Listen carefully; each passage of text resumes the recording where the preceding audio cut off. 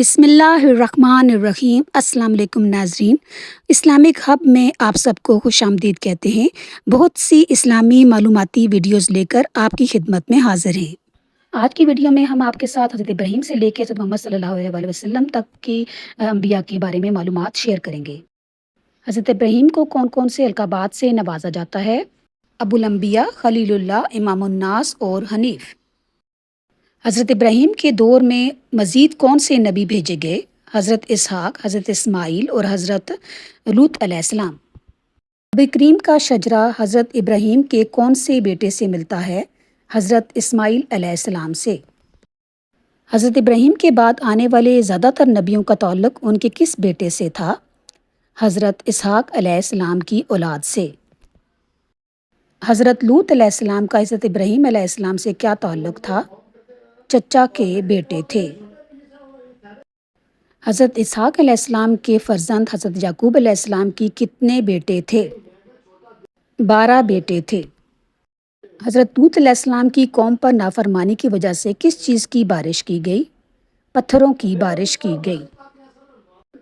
حضرت داؤد کی نسل میں آنے والے سب سے آخری نبی کون سے ہیں؟ حضرت عیسیٰ علیہ السلام۔ بت شکن حضرت ابراہیم علیہ السلام کا لقب ہے۔ کس نبی کا نام صبر کے لیے مشہور ہے؟ حضرت ایوب علیہ السلام۔ کون سے نبی کی زبان میں لکنت تھی؟ حضرت موسیٰ علیہ السلام کی۔ خلیفۃ الارض کس نبی کو کہا جاتا ہے؟ حضرت داؤد علیہ السلام کو۔ خوش الحانی کی وجہ سے کون سے نبی مشہور تھے؟ حضرت داؤد علیہ السلام۔ زرہ کس نبی کی ایجاد ہے؟ حضرت داؤد علیہ السلام۔ حیوانوں کی بولیاں کون سے نبی سمجھتے تھے؟